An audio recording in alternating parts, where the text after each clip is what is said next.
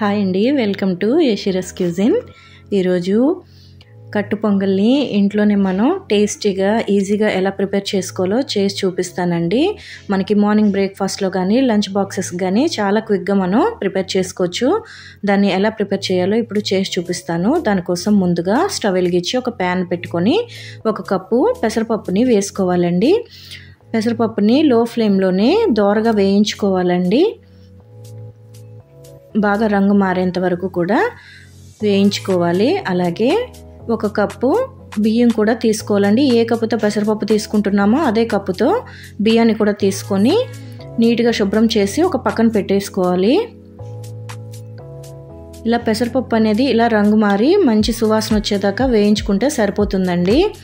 ఇలా వేగిన తర్వాత దీన్ని తీసి ఒక పక్కన పెట్టేసుకొని వేరొక ప్యాన్ పెట్టుకొని దానిలోనికి మనం ఏ కప్పుతో పెసరపప్పును తీసుకున్నామో ఆ కప్పుతో 3 కప్పుల వరకు, కప్పుకి 3 కప్పులు చొప్పున వాటర్ని వేసుకోవాలండి. అంటే 6 కప్పుల వాటర్ని వేసుకోవాలి. వేసుకొని దానిలోనికి రుచికి సరిపడా ఉప్పుని యాడ్ చేసుకోవాలి. యాడ్ చేసుకొని ఒకసారి బాగా ఉప్పు కరిగేదాకా కలుపుకోవాలి.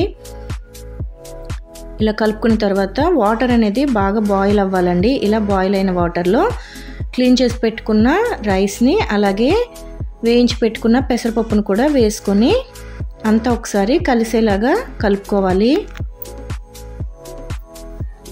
ఇలా కలుపుకున్న తర్వాత దీనిపైన మూత పెట్టుకొని ఫ్లేమ్ని మీడియం ఫ్లేమ్ పెట్టుకొని రైస్ అనేది బాగా ఉడికేదాకా మనం ఫ్లేమ్ని మీడియం ఫ్లేమ్లోనే ఉడికించుకోవాలండి. ఇలా మనకి రైస్ అనేది బాగా ఉడికిపోవాలి. ఇలా ఉడుకుతున్నప్పుడు ఫ్లేమ్ని లో ఫ్లేమ్లో పెట్టి ఒక పక్కన పెట్టేసుకోవాలండి. ఇప్పుడు దీనిలోనికి పోపుని వేసుకుందాం. ఇప్పుడు వేరొక ప్యాన్ పెట్టుకొని దానిలోనికి 1/2 కప్పు నెయ్యిని వేసుకోవాలండి. నెయ్యి అనేది ఇంకాస్త ఎక్కువ వేసుకున్నా బాగుంటుంది. దీనిలోనికి 1 టేబుల్ స్పూన్ మిరియాలు, 1 టేబుల్ స్పూన్ అల్లం ముక్కలు, 4 పచ్చిమిర్చి ముక్కలు, అలాగే 4 ఎండుమిర్చిని కూడా ముక్కలు చేసి వేసుకోవాలి. 2 టేబుల్ స్పూన్ జీడిపప్పు, 1 టేబుల్ స్పూన్ జీలకర్ర, అలాగే 1/2 టీ స్పూన్ ఇంగును కూడా వేసుకొని బాగా దోరగా వేయించుకోవాలండి.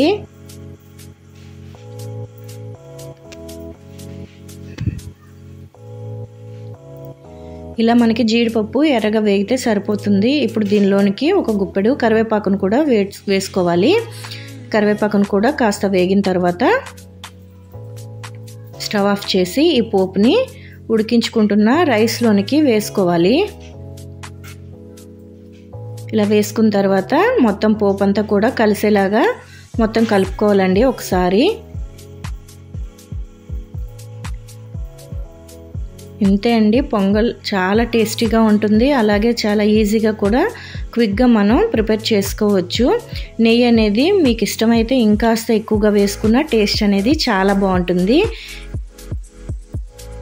ఇలా మనం సర్వ్ చేసుకుంటే మార్నింగ్ బ్రేక్ఫాస్ట్లో కానీ లంచ్ బాక్సెస్లో కానీ ఈజీగా మనం ప్రిపేర్ చేసుకోవచ్చు. అలాగే టేస్ట్ అయితే చాలా బాగుంటుంది. చిన్నపిల్లలకు కూడా చాలా బాగా నచ్చుతుందండి.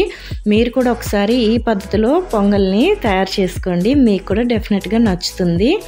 ఈ వీడియో మీకు నచ్చినట్టయితే వీడియోని మీ ఫ్రెండ్స్ అండ్ ఫ్యామిలీకి షేర్ చేయండి. అలాగే ఛానల్ ఎవరైనా కొత్తగా చూస్తున్నట్టయితే ఛానల్ని సబ్స్క్రైబ్ చేసుకోండి, లైక్ చేయండి, కామెంట్ చేయండి. Thank you for watching.